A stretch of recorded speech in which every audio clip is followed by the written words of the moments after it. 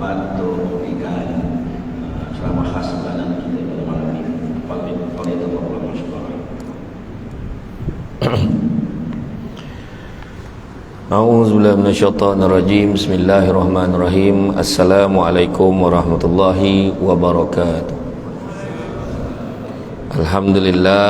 Alhamdulillahillazi arsala rasulahu bil huda wa dinil haqqi liyuzhirahu 'ala ad-dini kullihi walau karihal kafirun walau karihal musyrikun walau karihal muslimun. Subhanaka la ilma lana illa ma 'allamtana innaka antal alimul hakim. Rabbi shrah li sadri wa yassir li amri wahlul 'uqdatam min lisani yafqahu qawli. Alhamdulillah, syukur kepada Allah Subhanahu wa taala, segala puji bagi Allah Tuhan sekalian alam. Salat dan salam ke atas junjungan besar Nabi Muhammad sallallahu alaihi wasallam. Masih banyak ucapkan kepada tuan pengurusi acara, bahagia tuan pengurusi masjid, tuan imam, barisan jawatankuasa penggerak aktiviti masjid, seterusnya tuan-tuan dan puan-puan dan rahmati Allah sekalian. Alhamdulillah, malam ini dapat kita bersama-sama, dan tak adalah hari yang paling saya gembira sekali malam ni lah. Sebab ceramah ke Taman Mana Senawang maknanya tak jauh, dokek lah kan, boleh balik rumah kan. Hari-hari jauh kan. Hari ni dapat juga Senawang. 2 hari lepas Taman Tok Wan 2 hari lepas mengimarahkan surau dan masjid. Sebab Taman Tok Wan yang datang surau tinggal Tok dengan Wan je. Tu nak pujuk orang muda datang kan. Hari ni kita cerita tentang korban kan. Definisi korban, maksud korban kan. Bila cerita tentang falsafah di sebalik pengorbanan tu, kena faham dululah korban tu apa. Korban ni ada yang menyatakan sebagai amalan menghampirkan diri pada Allah dengan menyembelih binatang korban, iaitu lembu, kambing, kerbau dan lain-lain pada 10 Zulhijjah atau 3 hari selepasnya, ni hari tasyrik, dengan mengagihkan sebahagian daripada daging itu kepada fakir miskin. Tu kita faham. Begitu juga persembahan seperti haiwan atau manusia kepada dewa dalam pemujaan, itu pun didefinisikan sebagai korban.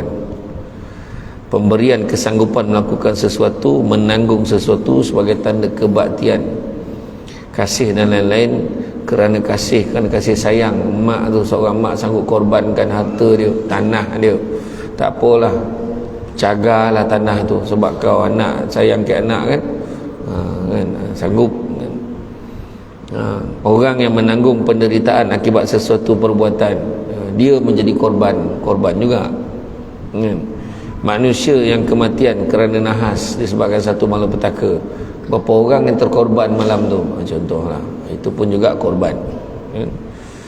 Dan begitu juga terbunuh, termusnah dari aspek kepentingan dan diri sendiri secara fizikal ataupun secara maksudnya pun disebut sebagai terkorban. Maka untuk menyelami hakikat pengorbanan, maka kita pun melihat kata korban lebih daripada kata nama. Kalau kita sebut hari raya korban, kita tahu tu satu kata nama, satu perayaan. Hari raya korban biasanya mengkaitkan dengan hari orang semayang raya, lepas tu kita sembelih binatang korban. Tetapi kita kena faham, kalau sebagai kata nama, korban mungkin tak lebih sekadar ritual kan, sebagai satu adat kebiasaan dilaksanakan setahun sekali ketika tibanya hari raya Aidil Adha. Kata kerja sebaliknya membawa makna tindakan kan. Korban tu kalau kita tengok satu lagi, dia kata kerja tindakan, melambangkan tindakan, baik tindakan yang kemudiannya membawa manfaat pada diri sendiri maupun kepada orang lain. Oleh itu berkorban bukannya perkara yang mudah, dia menuntut emosi dan juga tenaga. Berapa harga lembu seekor tahun ni? Okeylah 6,000. Kan emosi tu langsung tuan-tuan pun 6,000 pula, bukan 5,000. Mahal dah sekarang ni kan. Mu lembu lagi mahal di Limbang. Di Limbang saya pergi hari tu, Limbang lembu lagi mahal pada Kobau. Sebab Kobau kat Sanun hari-hari boleh jumpa lembu, semua import. Lembu tak boleh masuk sana. Tu dekat roundabout dia tu, satu roundabout jalan kat Limbang tu ada seekor Kobau. Dia punya logo tu, punya banyak ekor bau kat Limbang. Lawan Limbang tak pasal mana pun. Jadi Kerbau lagi murah di sana. Lembu pula mahal. Kan, jadi emosi lah, nak keluar duit kan, nak keluar duit daripada apa yang kita ada kan, nak keluarkan perbelanjaan untuk tu korban, menuntut emosi. Nak pula satu lagi hari korban. Taman Bandar Senawang tiap-tiap tahun tak kurang 20 ekor kan, 20 ekor. Yang menundang emosi tu orang yang sama yang melapah tu tiap-tiap tahun. Contohlah kan. Jadi tu pun menundang emosi kan tu kan. Dan orang yang sama berebut tulang macam tu. Orang yang sama, tak bukan Bandar Senawang lah, topik lain sini okey, bertolak-tolak tak nak dah kan, macam tu lah kan. Potong-potong zap tolak belakang, potong-potong zap tolak belakang. Ada setengah topik lah, kayak topik lain, bukan sini lain kan. Dan membawa manfaat kepada orang lain juga, bukan hanya diri sendiri. Namun demikian, memahami pengorbanan sebagai kata kerja juga turut mampu membebaskan korban ini daripada pengertian sempitnya, iaitu sebagai ritual agama. Kita tak nak jadi ritual agama, dia lebih daripada itu kan. Ada orang dia tiap-tiap tahun dia mesti bagi, dia mesti ambil ikut kemampuan masing-masing kan, ikut kemampuan masing-masing. Kita tahu dah rukun Islam kan, yang last sekali tu menunaikan haji sekiranya mampu. Kalau tak mampu, baiklah benda lain. Sebab itulah yang disebutkan dalam Al-Quran, dalam surah Al-Kawthar tu, inna a'tainakal kawthar, surah favorite bapak-bapak di rumah kan.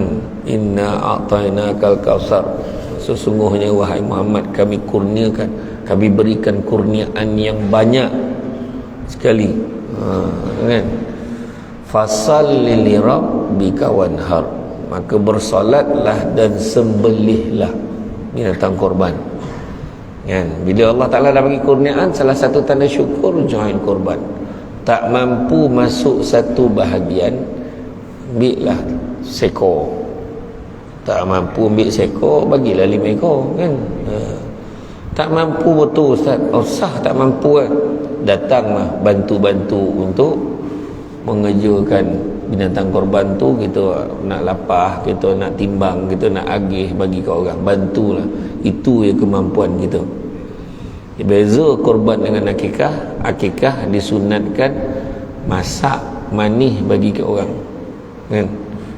Bagi orang makan, masak manih, jangan podeh-podeh nak, walaupun dia orang lagi 9 totok kan. Tempat masak manih biar semua orang boleh makan kan. Tapi korban disunatkan bagi mentah, supaya orang yang susah dapat manfaat. Orang yang susah dia boleh gunakan untuk masak, untuk dia makan, untuk survive, ataupun dia boleh jual daging korban tu untuk survive hidup dia. Tu orang susah kan. Saya pergi ke Kemboja kan, pergi ke Kemboja, mungkin ada yang sini pernah pergi ke Kemboja. Korban, kemara korban, saya ingat 3 tahun turut saya pergi dulu. Korban Kemboja tu, tengok orang tu peti ais pun tak ada. Daging yang dia dapat tu dia sidai kat pagar tu. Selagi boleh roboh sampai tinggal tulang pun roboh lagi. Punya susah, tak ada makanan. Dia orang bukan miskin harta saja, agama pun ramai miskin. Dia ada Melayu Campa ni, dia ada cam 5, ada cam 7.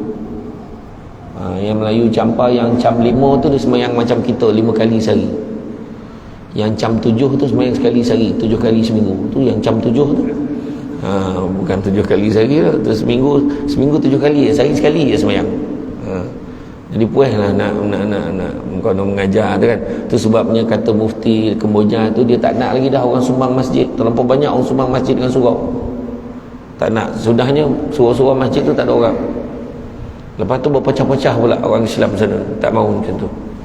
Jadi kalau nak sumbang, pergi jumpa pejabat mufti, apa keperluan dia, tentu tanya kan. Jadi kita membawa korban ni kepada kemanusiaan dan membebaskan dari maksud yang sempit kan. Kini korban menjadi milik setiap manusia. Tindakannya tidak lagi semata-mata agama, tapi boleh juga untuk masyarakat maupun negara kan. Sumbangan kita sebab kita nak bantu Mantu manusia pun ramai yang susah hari ni. Nak pula beberapa tahun lepas kita ada masalah PKP-nya, masalah orang hilang kerjanya, kan. Dia namakan tu, istilah tu kemiskinan relatif.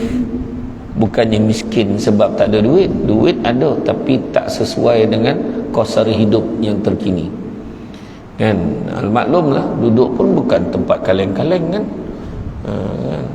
Duduk dalam taman ada bandar. Bayangkanlah cara hidup macam mana, kan. Taman Bandar Senawang, bayangkan. Orang Bandar Senawang, dia taman tu, taman bandar.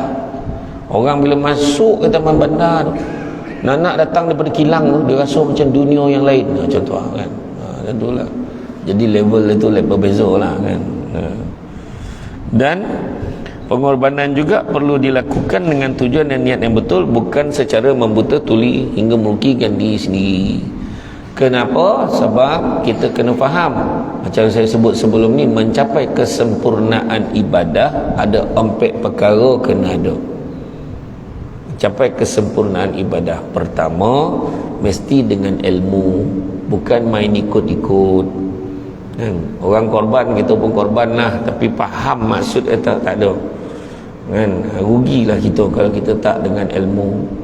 Orang semayang, kita semayang. Orang rukuk, kita rukuk, tapi perbuatan tu pun tak tahu apa sebab kita buat, kan. Kenapa, kan. Semayang ni untuk apa, falsafah semayang pun tak ada, tak faham, tak belajar, kan. Kuliah tak datang, kan. Macam orang sini lain, kan. Sini lain memang tiap-tiap malam ramai, kan. Tempat lain tu kadang tak ada orang, kan. Kesian guru takmir tu. Tapi insyaAllah, kan, kita kena belajar ilmu mustahab, bukan main ikut-ikut. Yang kedua, mestilah ikhlas dalam menuntut ilmu ni. Dalam kita beribadah ni, ikhlas tu mustahab. Yang ketiga, mesti ada perubahan pada tindak tanduk dan perangai. Contohnya, kalau orang tu bersemayang, orang tu solat, makin elok perangai. Ni solat mengumpet laju, ya, kan. Semayang, kan. Habis kata semua lorong tu dikutuk oleh orang, contohlah, kan. Bukan orang sini lah, tempat lain. Korban masuk tapi bangga macam tu, ya. Walhal sepatutnya ibadah korban tu menggalakkan manusia tu jadi merendah diri, patutnya. Bukannya dia lagi handal rasa. Alhamdulillah lah, aku tiap-tiap tahun tak kurang 3 ekor lembu ke korban, kan. Contoh ayat, kan. Siap beritahu dengan pengerusi, kan. Siap beritahu. Kalau boleh lah pagi raya, sebelum sembahyang raya tu, tolong umum nama saya sumbang berapa ekor, gitu. Biar orang tahu. Kalau orang tak tahu, tak best pula, kan. Kan family saya tak tahu, jangan. Jangan, kan. Kadang ada orang macam tu. Jadi makna kata patutnya merendah diri, lagi meninggi diri. Tak betul lah tu, kan. Tak betul. Jadi sepatutnya ada perubahan pada tindak tanduk dan perangai, jadikan kita lagi baik dengan ibadah tu. Poya haji balik lagi baik, betul, kan. Yang terbaru, siapa yang baru daftar, insya-Allah, kan, boleh pergi pada tahun 2137. Sah ambil lagi, kan. Tu, kan.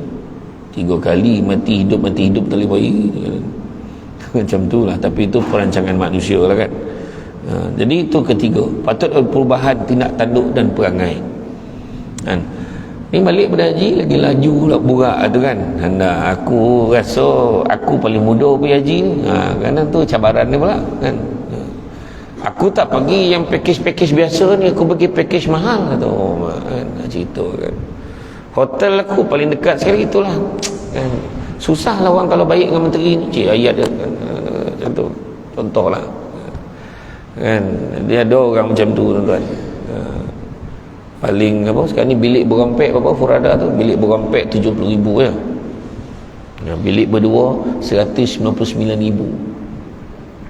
Kau pergi laki bini, belilah rumah, kan. Dia punya kos, kan. Tapi mahal-mahal pun macam tu, orang pergi ramai, kan. Itulah ibadah. Umrah pun dah macam haji sekarang ni. Umrah dulu 5,000 dah boleh pergi selesa lah, sekarang tak dapat dah. Sekarang 10,000 dapat pergi selesa. Itu pun kena halau keluar dari hotel tu. Hari ni saya insyaAllah Saya tak terikat dengan mana-mana syarikat travel, tapi bulan 10 ni saya macam-macam travel lah. Saya pergi dah. Saya customkan package saya. Bulan 10 ni saya pergi dengan ikhlas.com, syarikat AirAsia. Jadi kapal terbang dia banyak. Dalam store tu pun ada 3 biji kapal terbang. Macam tu lah. Macam tu kan. Saya custom package. Kalau dia setuju, baru dia bawa saya. Iaitu turun kat Jeddah, terus masuk Taif, tidur Taif 1 malam kat hotel. Lepas tu baru pergi buat umrah tu. Jadi tak lama lah jaga ihram, 2 jam je kan. Kat Corner Manazil kita mikot pergi. Nak bullet train, naik bullet train, all included, 8,000 lebih tu include sekali. Lepas tu pergi Madinah balik. Ada lagi lah pergi Bahra Desert yang mana tak pernah grup lain pergi. Saya memang demand lah, sebab saya susun tu, sebab saya tak nak hotel pun okey lah. Cuma masalah lah, kalau pergi dengan AirAsia ni satu yang masalah yang orang paling takut sekali, KLIA 2 jauh jalan ni. Nak menuju ke Tompek Chop tu dah hilang nyawa pun sampai, punya jauh kan. Jadi saya kata kat dia, kalau dia setuju syarat saya pun saya pergi dengan dia. Akhirnya dia setuju, iaitu syarat dia setiap level tu kena standby, bagi dengan wheelchair. Saya tak nak jemaah saya jalan jauh saya tu. Kalau setuju saya pergi, tak saya pilih travel lain. Okey lah, setuju, siap lah bagi tu kan. Macam tu lah. Ni bukan promote ya, lebih kurang. Jadi kan? Jadi macam tu lah. Yang ketiga tadi, perubahan tindak tanduk dan perangai. Dan yang keempat, mencapai kesempurnaan ibadah. Yang keempat apa? Mestilah dimulakan dengan niat. Niat kena betul. Inna a'malu bin niat. Itu sebabnya niat ni paling mustahak. Tu Nabi kata inna a'malu bin niat ni, Nabi kata apa? Nabi beritahu tak ada lagi dapat hijrahan selepas Fathu Makkah. Nabi kata tak ada lagi dah. Yang ada cuma niat dan jihad. Niat satu hal, jihad nak melaksanakan apa kita niat tu satu hal. Contoh kita dengar ni orang lain buat korban ni kan, dah 20 ekor lah. Dah penuh lah tak, dia nak juga buat jihad tu. Tak apalah, dah ramai biarlah. Dia fikir macam tu, silap lah tu. Jadi dia patutnya fikir 20, ya aku pun kena join ni. Macam tu. Niat dah ada dah, aku nak join korban lah. Tapi tang keluar duit tu, satu bahagian berapa sekarang? 500 800 tu dengan 500 tadi nak ambil 5 bahagian tadi 800 lah. Tahun lepas 700 setengah kan. 800 dah satu bahagian. Jangan main 800. Dia kata alamak, payahlah. Tuan-tuan jangan risau tuan-tuan, Allah Ta'ala janji ganti tu je. Nabi pun beritahu takkan berkurang harta orang yang berinfak di jalan Allah. Malahan Nabi kata apa? Bertambah dan bertambah. Takkan kita tak percaya Nabi yang cakap kan? Bukan Samsul Debat cakap lah kan? Nabi cakap, tak percaya macam mana? Dan Nabi, dan kalau dalam Quran pun surah Ibrahim ayat 7 Allah Ta'ala beritahu apa? La in syakartum la azidannakum wa la in kafartum inna azabi lasyadid. Takkan tak percaya kan? Apa cakap, apa yang nak percaya kan? Quran pun tak percaya, parah lah macam tu. Habis duit dan 800 tak ada dah kan. Dia kata masuk ke tuan-tuan? Iya, mampu masuk lah. Gamble kan. Sedekah ni sampai satu tahap, keluar duit ni sampai satu tahap, kalau terasa lah habis duit kita, tu betul lah kita kena keluarkan. Dia terasa tu baru dia jadi. Kalau tak terasa, macam orang kaya lah kan, tak ada rasa apa dah bayar 800 seko lah bayar tu kan. Dia tak rasa apa. Tu sebabnya Allah suka orang tua yang beribadah, tapi Allah lebih suka orang muda yang beribadah. Allah suka orang apa? Terus Allah suka orang kaya yang bersedekah, tapi Allah lebih suka orang miskin yang bersedekah. Maksudnya apa? Ada kesan susah dia tu, kan? Baru dia ada thrill. Macam kita lah dulu kan, masa muda-muda dulu kan, mungkin masa mula, dalam bahasa orang Senawang sebut apa? Struggle macam tu kan, macam betul kan. Struggle nak membesarkan anak apa semua. Kadang-kadang duit tu keluarkan je lah. Dah belanja yuran anak tu nak pakai, keluarkan juga, keluar. Akhirnya lepas berapa tahun dia sebut balik, itulah dulu kan, sampai kita keluar di simpanan kita kan. Tapi rupanya boleh overcome benda tu, boleh dihadapi. Ada benda lain Allah ganti balik lepas tu, kan? Sebab Allah janjikan la yukallifullahu nafsan illa wus'aha. Allah takkan timpakan sesuatu melainkan sesuai dengan kemampuan kita. Hanya orang, cuba tanya orang yang masuk korban setiap tahun, kan tanya orang tu. Tuan-tuan jangan tanya orang yang baru masuk korban, tuan-tuan tanya orang masuk tiap-tiap tahun. Kenapa kau masuk tiap-tiap tahun? Cuba tanya. Mesti ada sebab. Sebab dia dah rasa macam mana perasaannya keluar duit. Dalam surah Ali Imran ayat 92 Allah bagi tahu, belum sempurna kebajikan seorang mukmin selagi mana dia tidak menginfakkan sebahagian daripada harta yang dicintainya. Mana yang dia sayang tu dia bagi, baru dia rasa.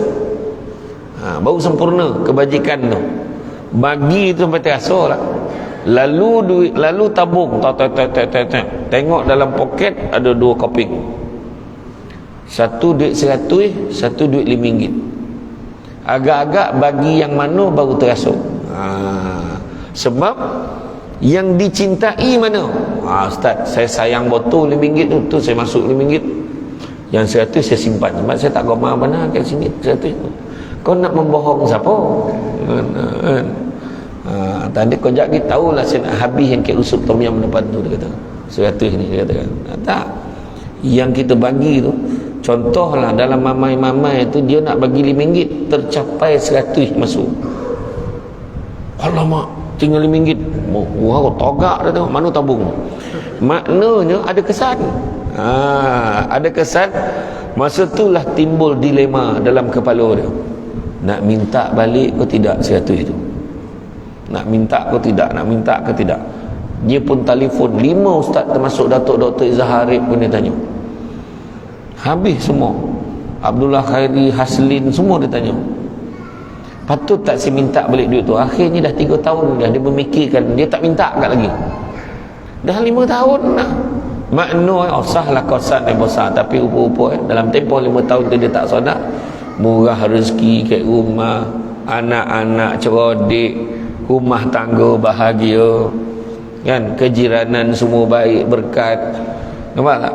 Duduk, yalah, dulu sampai duduk Taman Bandar Senawang marin, masa saya duduk, mana sampai tengok, mana sampai siap masjid ni, stesen minyak pun tak ada, kan, dulu. Dulu, sekarang dah ada macam-macam, kan. Tu cakap tu berkat orang sini, kan. Dia tak ada siapa sangka dah. Dulu masa saya duduk situ dulu, suatu ketika dulu, kan, orang bila datang jamuan kenduri masa tu, hui, lawa betul taman dalam ni. Macam tu lah. Jangan terkejut tengok konsep dia dalam, kan. Iya tuan-tuan, at least dia pakai nama yang sejajar lah. Apa, jalan apa, Diareka.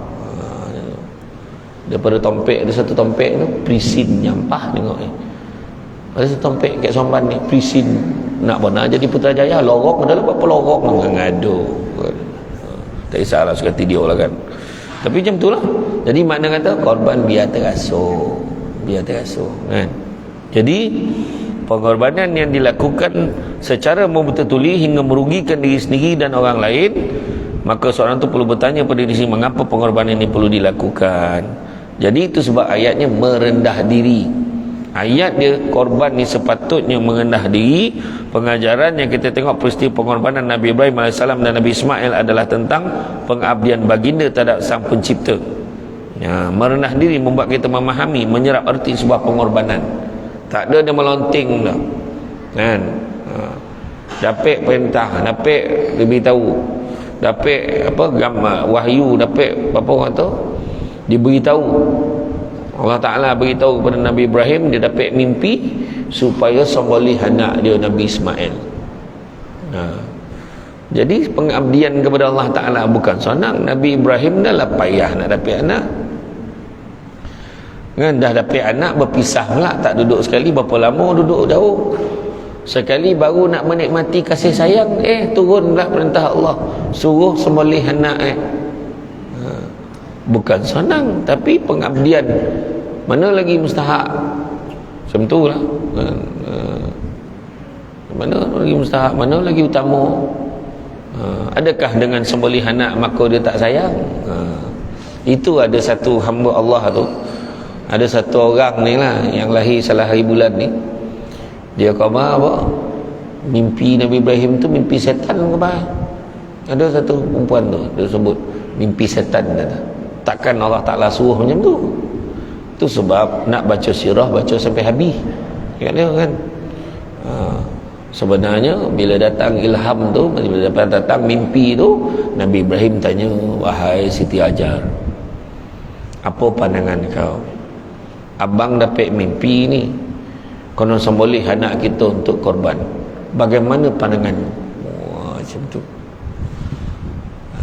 Maka isterinya yang beriman kepada Allah ni pun cakap, wahai suamiku, sekiranya mimpimu itu disertakan dengan perintah Allah, maka laksanakanlah ia. Tapi kalau mimpimu itu tidak disertakan dengan perintah Allah, maka anggaplah dia sebahagian pada mainan tidur. Nampak? Cuba kalau bini kita,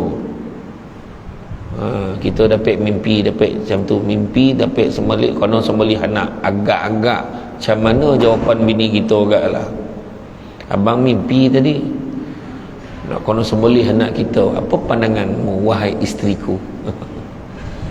Maka isteri yang di Taman Manas Nawang ni pun cakap, membutuh tengah hari babit kena orang banyak cerita sebab mimpi kita tak sama dengan mimpi Nabi Ibrahim.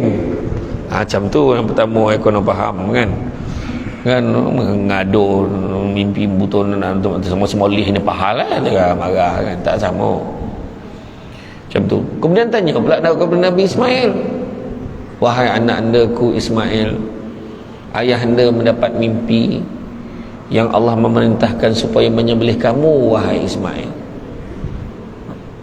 apakah pandanganmu? Wahai ayah andaku, kalau itulah perintah Allah, laksanakanlah ia, kerana sesungguhnya aku tergolong di kalangan orang-orang yang sabar. Amjam disuruh ayah dia buat. Kalau orang kita lah tanya anak, lo abah dapat mimpi ni, konon sembelih kau, apa pandangan kau lo? Macamnya lah bah, elok sembelih hangah daging lebih sikit tu, agak lepeh nyawa dia lah, agak kan, agak macam tu, sebab tak sama tuan-tuan, tahap kita tak sama.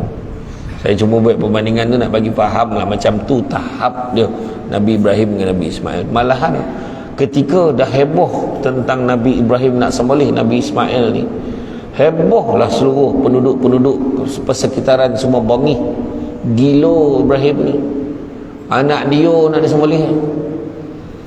Silap-silap besok mau kita pun disembelih ni sama.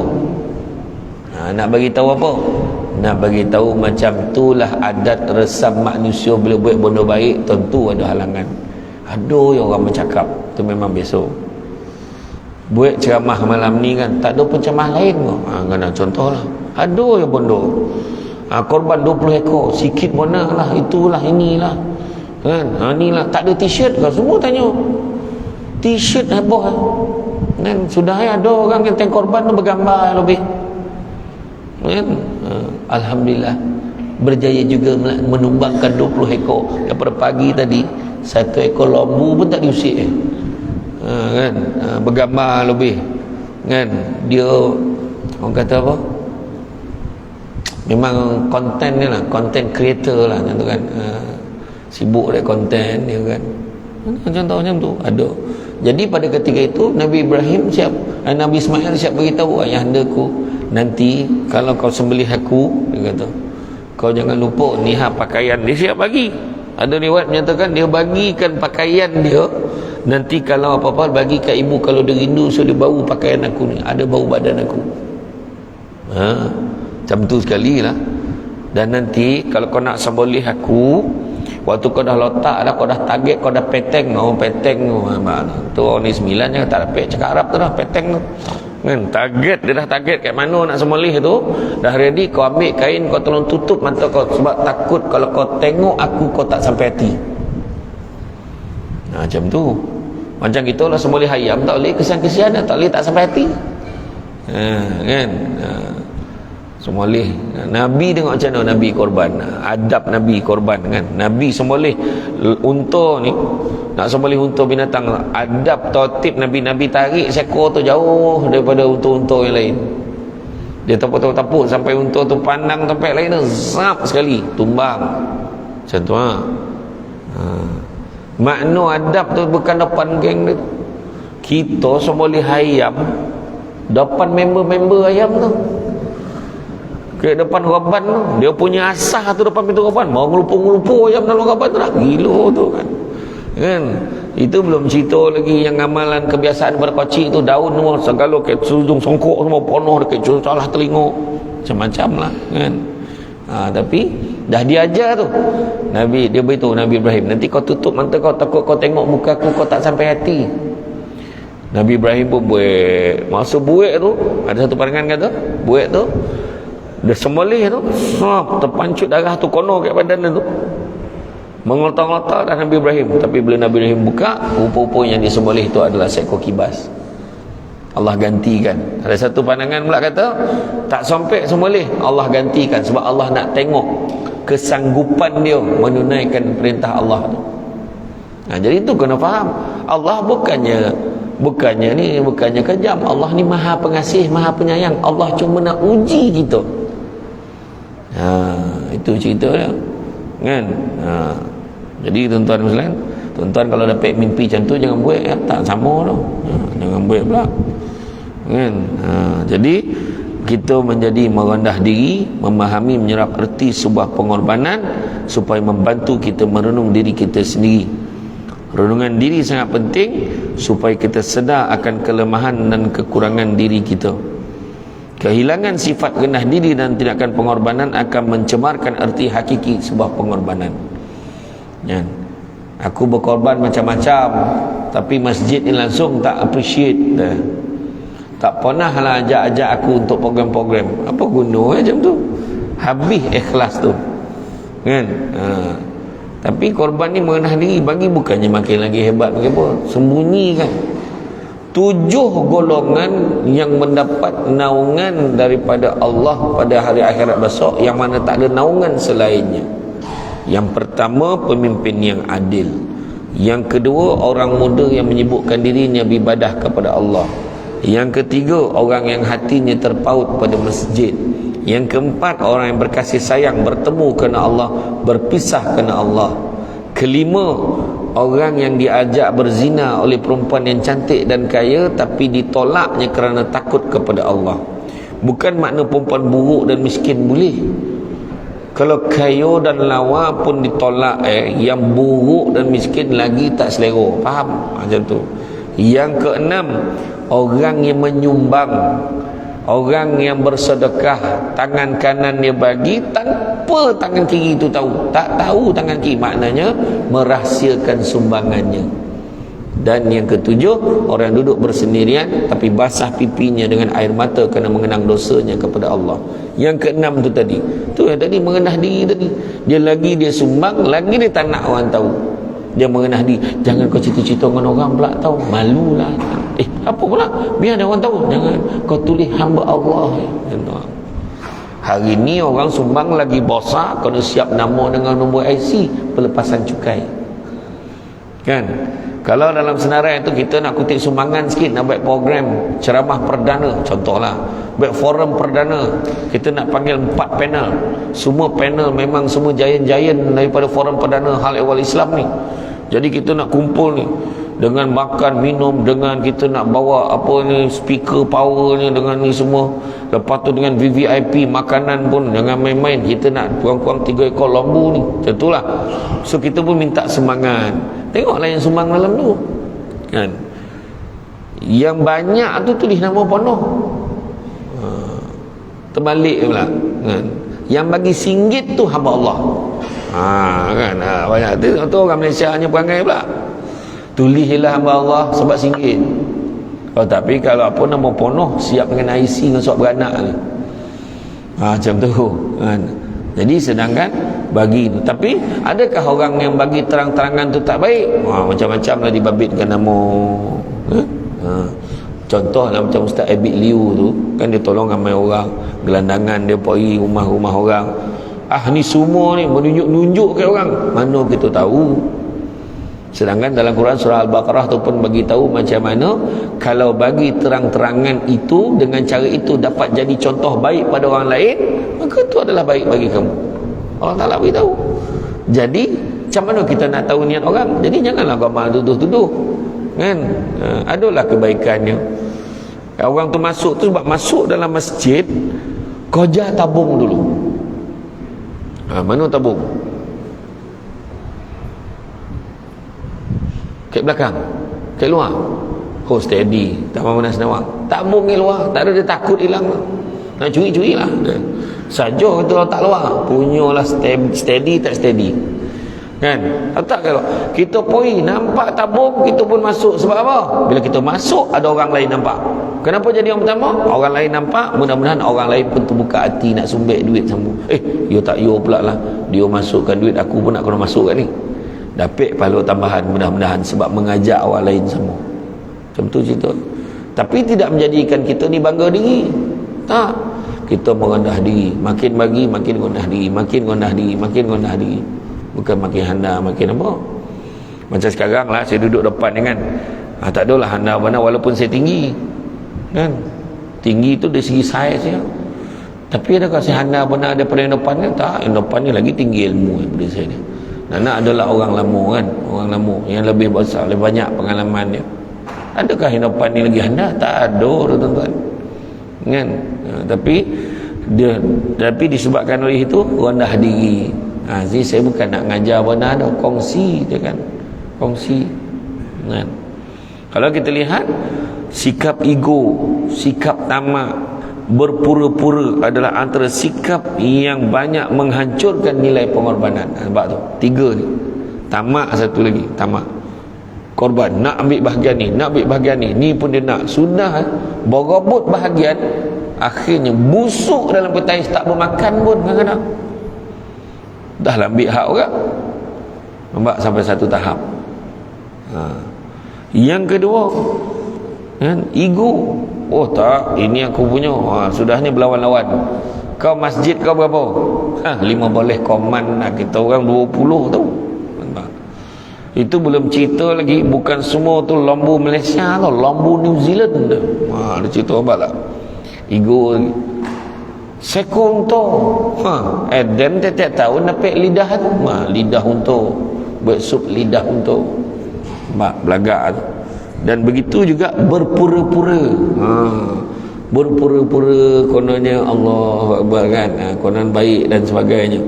Jadi sikap menunjuk-nunjuk juga dalam melakukan semua pengorbanan kini kelihatan begitu menyerlah. Kenapa pula? Sebab zaman sekarang zaman viral. Tuan-tuan, siapa-siapa pun jadi pemerintah hari ni. Kita kan cerita politik lah ya. Siapa-siapa pemerintah hari ni susah, tuan-tuan. Sebab doreh batu keluar dengan viral. Dulu suat khabar, orang tunggu suat khabar besok apa cerita keluar ni. Tak. Sekarang hari ni meninggal, semalam dah tahu. Macam tu lah. Macam tu lah. Kan macam tu lah penceram apa ni, ustaz-ustaz tu berapa ramai yang meninggal dah, tapi belum lagi dia dah tahu meninggal. Kan?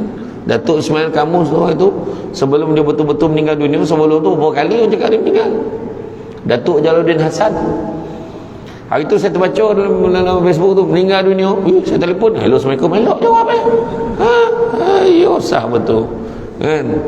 Kebetulan saya memang ada buat program bual bicara dengan dia tu, nak tanya pengalaman dia dengan arwah ayah dia, Datuk Hasan Azhari dulu. Tanya, meninggal dah, tak sampai baik interview ni. Telefon, alhamdulillah sihat ustaz. Rupanya memang ada orang nama sama macam dia yang meninggal tu kan. Dia kadang sekarang ni zaman viral, sikit-sikit ambil gambar, sikit-sikit ambil gambar. Orang gotong royong, dia royong gotong. Royong gotong ni ambil gambar yang lebih. Alhamdulillah selesai juga gotong royong hari ni. Satu poluh pun tak ada bergambar yang lebih. Pegang cangku ambil gambar tu. Tak ada bondo baik dah kan. Ada orang macam tu, sikit-sikit konten, sesungguhnya ibadah korban ini menilai keimanan. Mak, dia punya post tu bukan kaleng-kaleng lah. Siap dengan titisan air mata lambu tu pun sampai ambil dia nak masukkan dekat dalam dia punya media sosial kan, sosmed kan. Dia menonjolkan berlumba-lumba untuk menunjukkan siapa paling banyak menyumbang haiwan sembelihan untuk dikorbankan, kemudian dikongsi pula dalam media sosial masing-masing. Itu yang poning tuan-tuan, bukan kata orang yang korban ni penceramah poning tuan-tuan. Ya. Tahu tak poning. Samsul lain punya hal, Samsul lain yang kono. Contohlah tuan-tuan kan. Saya balik umrah, baca dia tag tu. Sudahlah kau, hari-hari ceramah pasal kahwin, sudahnya kau yang kahwin. Kono. Kan gambar saya tengah cenya sampai dia ambil tuan-tuan. Ya. Berlumba-lumba dalam media sosial masing-masing. Hari ni tuan-tuan, saya dah dapat lah satu media sosial tu, orang tu share macam mana nak buat orang ni, ustaz tolong tagur. Saya tak tahu nak tagur macam mana. Ada satu hamba Allah tu, dia edit gambar ustazah-ustazah dalam Malaysia tu semua pakai baju dalam. Gambar kita tagur tu, saya kata astagfirullahalazim. Saya tak tahulah, rumah saya tu suruh buat bang, komplain bang kat ni. Saya tak nak tagu open, nanti orang cari page tu, saya tak nak. Ni saya cakap jangan cari ni. Lah tu. Ada orang tak ada kojo tuan-tuan. Tak ada kojo media sosial ni. Itulah nak buat macam mana kan? Rumah makin besar, orang makin tak ada kan? Rumah makin besar, orang makin tak ada, kau orang makin ramai.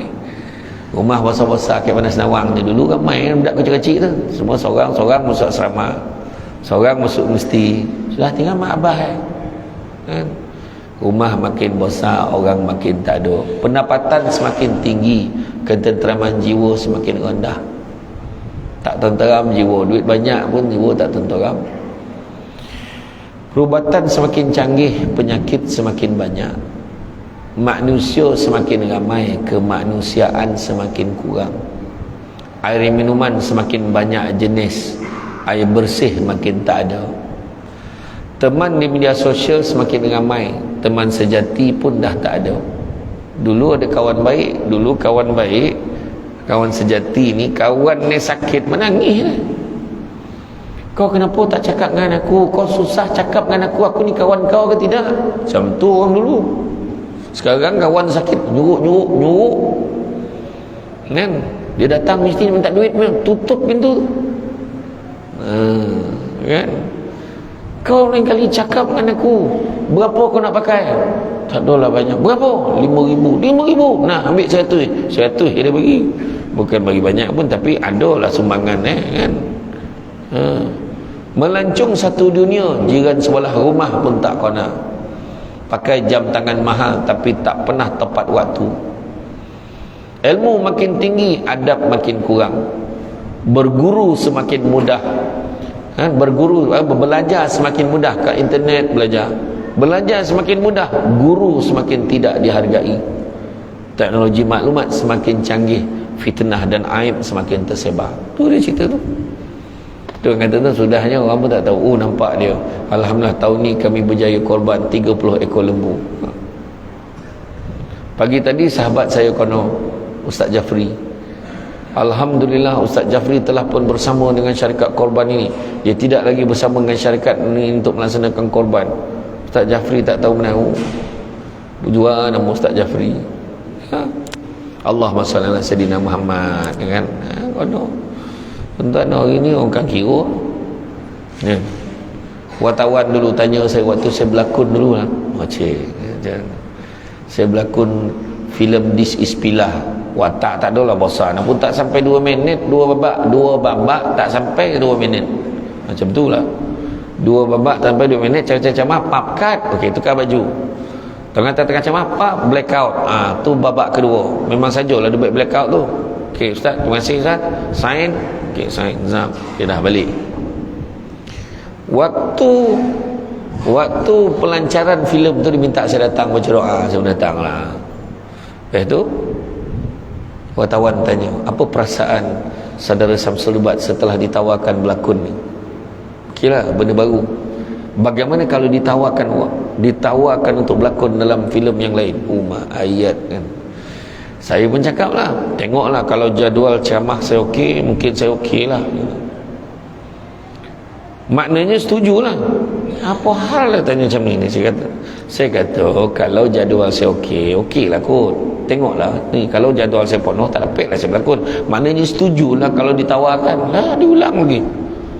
Saya kata tengoklah jadual saya. Mana setuju? Iyalah setujulah kalau apa. Dia nak saya cakap setuju tu.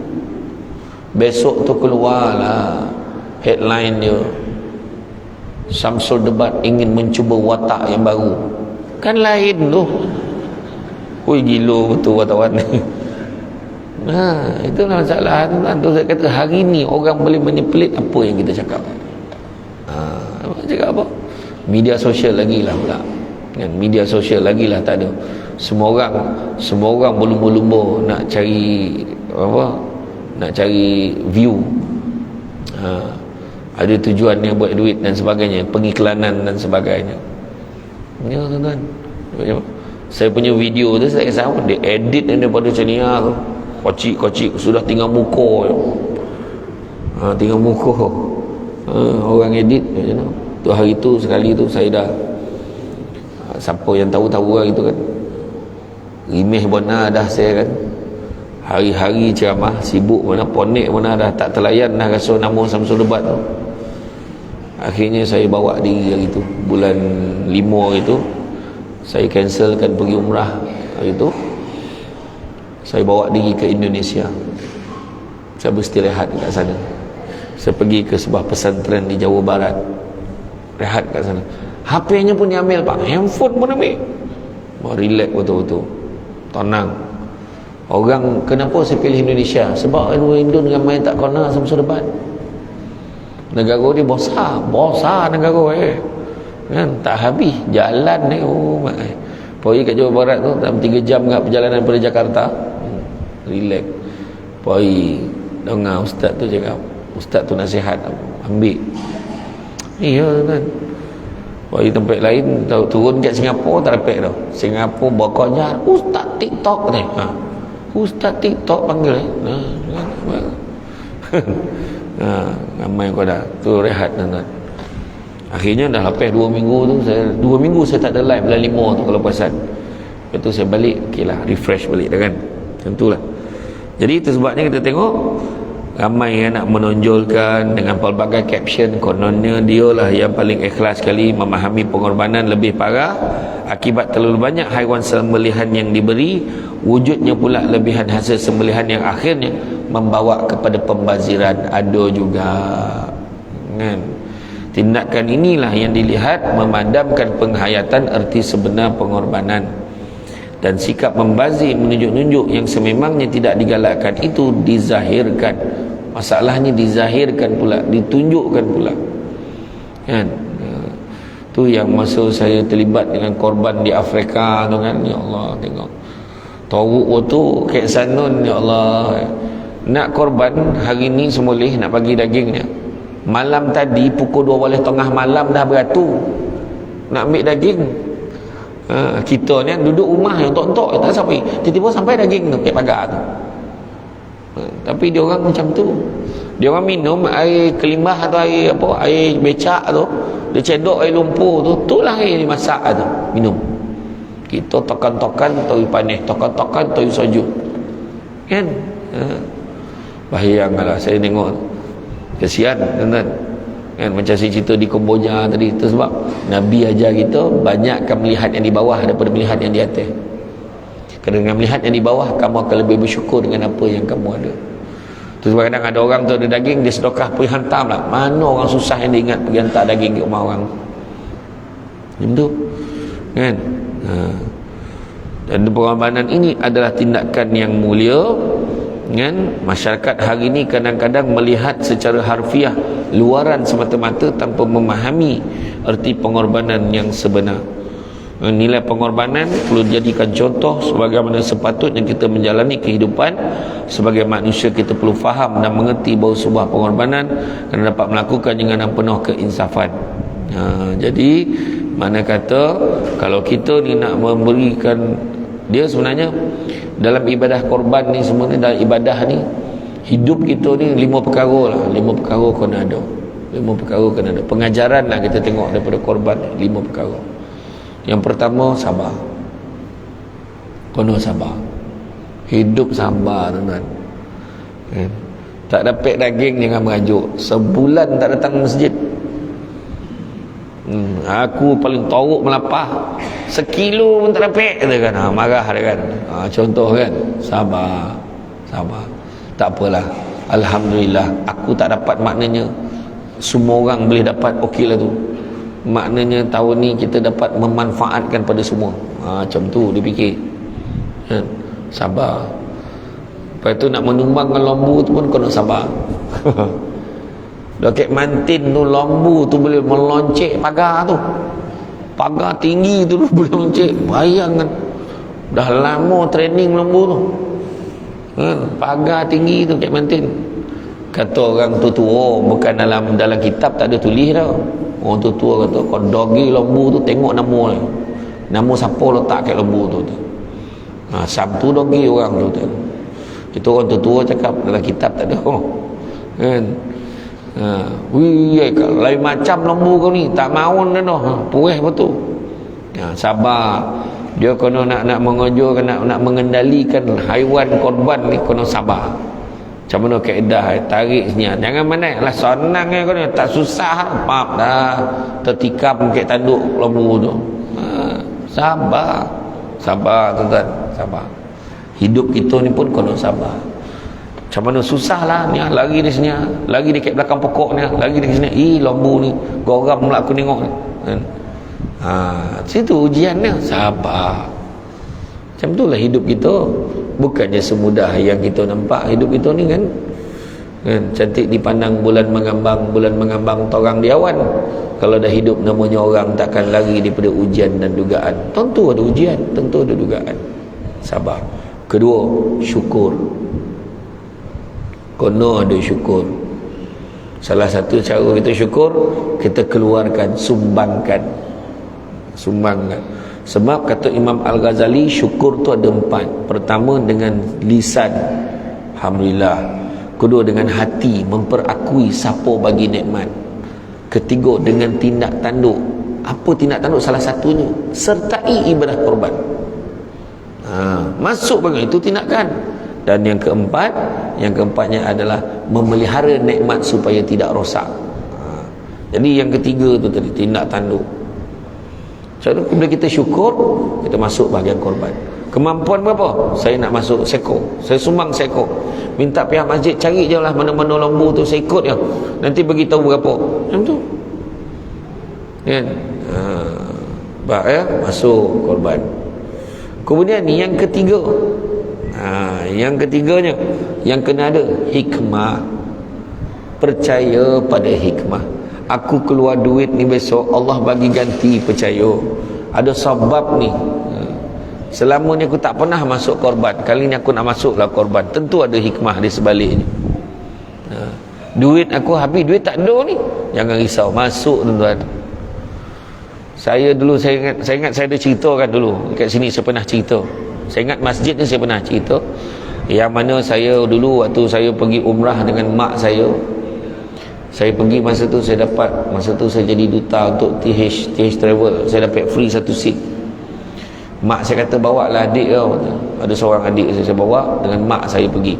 Waktu sekali itu di Madinah, di Hotel Movenpick tu, makan tengah hari. Saya cakap dengan mak saya, mak, rasa nak tolonglah saudara-mara kita ni, bawa pergi umrah, mana yang tak mampu, mana yang susah-susah tu nak bawa. Mak saya pun cakap, kau main-main ni Madinah ni, kau cakap kau kena buat tu, yolah nak buat lah ni. Saya pun bawa. Akhirnya pada tahun 2019, tak silap saya, 2019, awal 2019 ke hujung 2018 macam tu, akhirnya kira-kira senarai baru dapat saya bawa. Dapatlah 5 boleh orang. Monong tuan-tuan. 5 boleh. Masa tu lah saya ingat pergi kat bank. Masa tu kena pergi bank nak keluar duit tu, nak transfer masuk dekat syarikat travel. Dua menu. Pertama saya, kedua buku akaun, dua-dua menu. 5 boleh orang berpadan muka. Terasuk terdongar lah ya. Padan muka kau. Kau selalu ceramah cakap sedekah, tak pernah miskinkan orang. Kau tengok buku akaun kau, clear. Tapi masa tu letaklah tu. Saya bawa agak logo saya. Tapi masa sampai di KLIA, malahan ada tu yang dah masuk secara insolvency, kena buat rayuan, kena ada penjamin baru boleh pergi. Kita buat kan lah, buat. Sampai di KLIA, tengok masing-masing dah pakai kain ihram apa semua. Masa tu separuh daripada perasaan duit habis tu dah hilang. Separuh tau, tapi ada lagi tresor tu. Separuh hilang tu dah hilang separuh. Ada separuh lagi.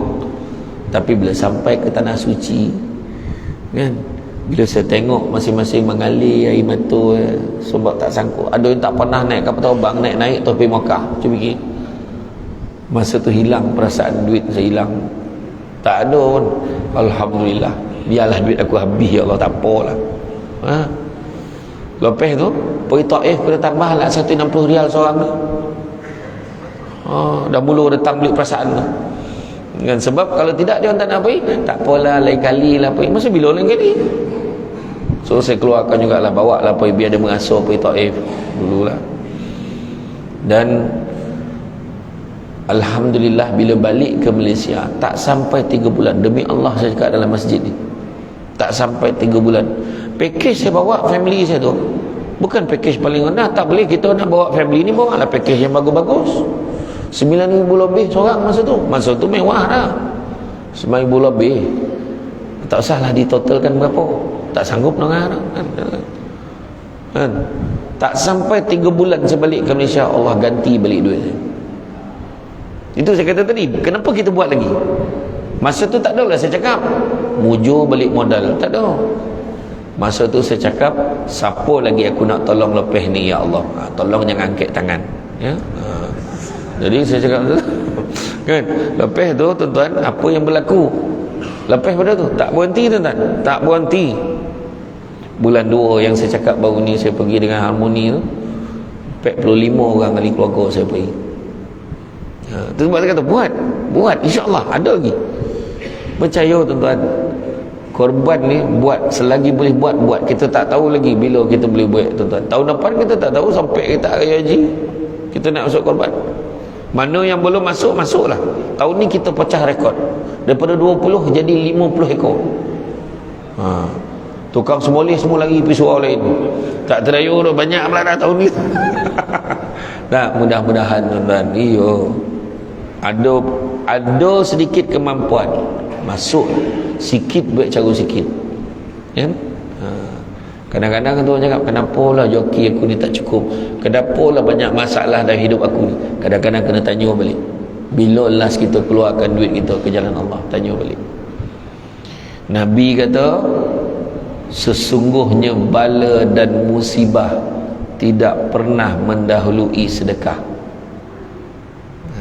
Ya kan, manjang jatuh motor ya pahala pak kan. Orang lain elok kan nama Manas Nawang ni, walaupun banyak bongol. Saya paling goma tau dengan anak-anak saya kalau masuk Manas Nawang tu, yang bukit wow, satu kereta tu Torabang ke sini, nak rasa kereta Torabang sini lah, 2 bonggol kan, 2 bonggol yang ikat jambatan tu kan. Itu anak saya dah ready dah, abah nak buat dah, dia tahu.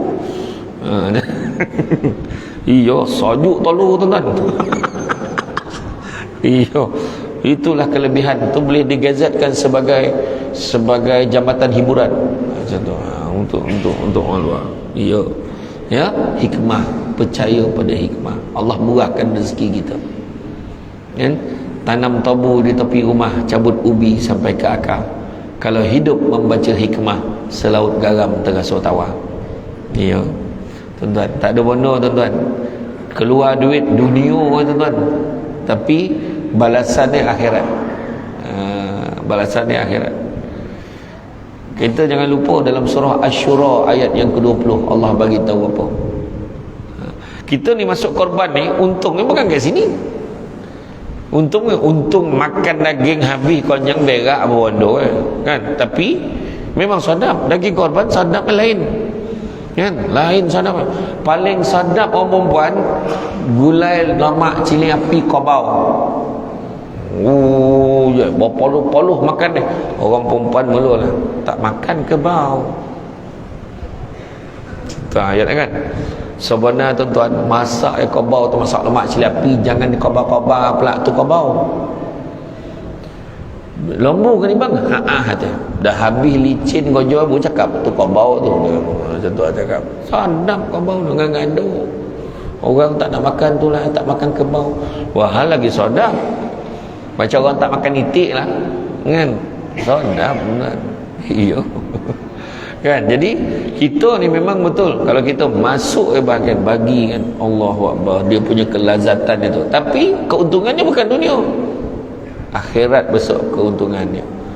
Malahan dia akan jadi tunggangan kita akhirat besok. Mau tahu untung waktu di padang mahsyar tu, waktu padang mahsyar tu, masa tu semua orang nak cari perlindungan, semua macam mana lah, ya Allah tarik pula ada tunggangan logo lah kita tuan-tuan. Manusia masa tu ada yang melutut. Malahan yang paling hina berjalan dengan muka. Dengan muka berjalan kaki kata.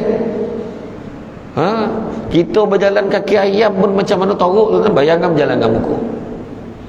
Surah Asy-Syura ayat 20 Allah bagi tahu apa? Barang siapa yang mengejar keberuntungan akhirat, nescaya kami akan tambahkan keberuntungannya itu. Maknanya dunia pun dapat. Kejar akhirat, dunia pun dapat. Kita kejar akhirat, daging dapat lebih lah itu. Apa hal pula ni? Oh, boleh buat sup, boleh buat gulai, boleh buat ni. Betul? Dunia pun dapat.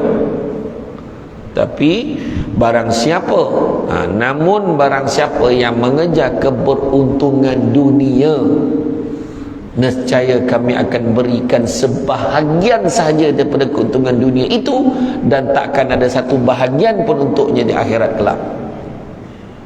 Mana nak? Kerja akhirat, dunia pun dapat. Kerja dunia dapat sikit, akhirat langsung tak dapat apa. Baiklah kerja akhirat. Ya. Yang keempat, redha. Redha. Kan, terima apa juga ujian dan dugaan. Macam-macam jadi redha. Sebab Allah bagi kat kita tu dah sesuai dah dengan kemampuan kita. La yukallifullahu nafsan illa usaha. Jadi jangan kita bangih-bangih, jangan apa. Manusia tu dilahirkan sebagai berkeluh kesah, lagi kikir.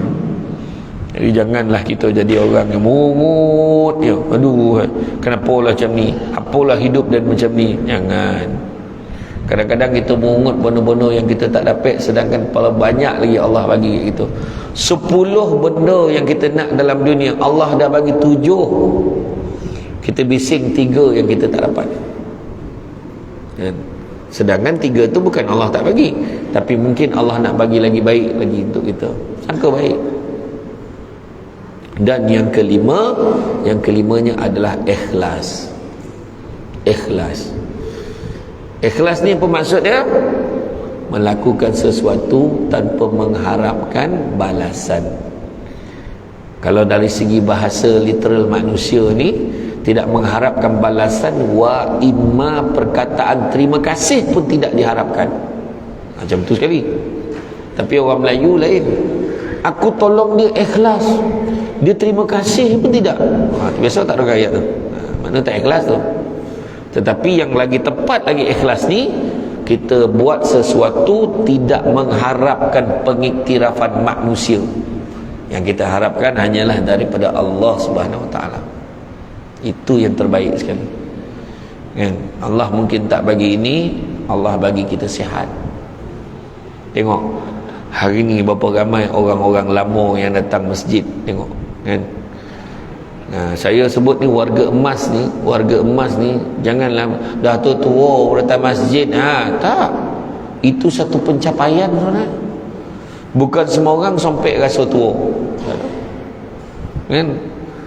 Dekat Singapura itu 22 tahun umur. Balik kerja, pening kepala. mak ayah dia ajak makan, tak apalah, mak makan dulu. Dia masuk, dia nak tidur sekejap, dia tidur, lepas tu tak keluar-keluar, tengok anak ada kesan muntah kat tepi bantal, mati. 22 tahun. Ada seorang budak dekat Wangsa Maju, mak ayah datang jumpa saya, dia kata nak sangat jumpa dengan Ustaz Samsul Ubat. Ya ke? Saya silap ni. Dia datang lepas isyak, dia ingat camah lepas isyak, dah habis camah berdebai. Dia jumpa saya nak sampaikan hajat anak saya. Oh ya ke? Dia nak sangat jumpa Ustaz tu, hari ni kita dapat jumpa. Mana anaknya? Anak saya baru meninggal 2 minggu lepas, dia kata. Anak meninggal 2 minggu lepas, umur berapa? 11 tahun. Meninggal macam mana? Dalam tidur. 11 tahun meninggal dalam tidur. Tiap-tiap malam dia tengok YouTube Samsul Ubat, dia kata macam tu. Tapi bukan tu sebab dia mati tu. Sekarang mula sampai kau tengok lagi video dia, kau nak mati kau tengoklah. Jadi bukan macam tu ya. Mungkin ada lah pencemah lain pun dia tengok. Budak tu tengok majlis ilmu, bayangkan 11 tahun. Dosa pun orang kata kanak-kanak belum balik lagi. Allahu Akbar. Meninggal dalam tidur. Tu sebab saya kata tua ni pencapaian. Pencapaian. So jadi makna kata kita hidup itu ni ikhlas. Jangan kita sibuk nak mengejar pengiktirafan manusia. Barang siapa yang mengejar ke pengiktirafan manusia, maka dia akan kecewa. Harapkanlah pengiktirafan pada Allah Ta'ala. Masuk korban sebab pengiktirafan dari Allah yang kita kejar. Mudah-mudahan Allah terimalah ibadah aku. Sesungguhnya daging dan darah itu takkan sampai pada Allah Ta'ala. Yang sampai itu hanyalah ketakwaan itu tersebut. Daging ke bulu ke apa ke tak. Malahan orang yang korban ni setiap bulu-bulu tu dikira pahala oleh Allah Ta'ala. Bayangkan tu. Tak nak lagi aku itu kan? Boleh relax lagi kita. Orang lain masuk korban boleh relax, tak apalah, biarlah orang lain dah masuk ramai itu okay lah. Kita boleh rasa macam tu, tak rasa apa-apa tuan-tuan. Masalah tu kan? Join lah tuan-tuan, join lah. Sementara masa masih ada kan? Tak apalah, muda lagi, tahun depan boleh masuk. Jangan terpedaya dengan muda, sebab mati tak syarat tua. Jangan terpedaya dengan sihat, sebab mati tak syarat sakit. Sihat ni sampai 100 tahun macam tu tak ada kan, tak mahu kan. Tengah duduk mati, tengah baring tak bangun-bangun mati. Pak saudara saya, adik arwah abah saya kat Gombak tu, dalam tidur kat mati. Apa kan? Jadi tuan-tuan dan muslimin, saya faham tu kalau renungan makrifat tu saya faham. Cara pandang tonung lama tu saya faham. Dia seolah-olah ada satu maksud tersirat, tak reti berhenti ke ceramah ni, macam tu lah kan. Jadi insya-Allah tuan-tuan, banyak lagi yang nak saya sampaikan kan? Saya ingat lama memang makan tahun lah nak ceramah kat sini kan? Jadi kalau boleh nanti booking lah lagi ya. Ada lagi tak payah pergi jauh kan? InsyaAllah hari tu Dr. Zaharif datang kan? Okay, Alhamdulillah. Jadi tuan-tuan dan muslimin, itu yang penting ambil bahagian. Paling tidak kalau tak mampu ni, join lah. Waktu kita buat penyembelihan tu join, bantu. Mungkin tu je kemampuan kita kan. Tapi kalau mampu masuk bahagian, masuk bahagian. Mampu sumbang 1 ekor 2 ekor, sumbang, InsyaAllah. Sebab nanti Allah Ta'ala akan tanya salah satu nikmat harta. Kemana kita belanjakan harta kita? Salah satunya kita belanja untuk tujuan korban. Tu tak habis ceramah tu, nak ni tu kan. 3 Allah Ta'ala tanya, nikmat, amanah, silaturahim. Amanah silaturahim tu kemudian cerita, makna ceramah yang akan datang. Tapi nikmat umur Allah Ta'ala tanya, nikmat muda Allah Ta'ala tanya, nikmat harta Allah Ta'ala tanya, dengan nikmat ilmu Allah Ta'ala tanya. Jadi salah satu nikmat harta, dari mana dapat duit, dari mana dapat harta, ke mana kita belanjakan. So alangkah manisnya dapat dari jalan yang baik dan halal, belanjakan pula di jalan Allah dengan salah satu caranya adalah korban. Jadi tuan-tuan dan puan-puan sekalian, sepandai-pandai tupai melompat akhirnya jatuh ke tanah jua.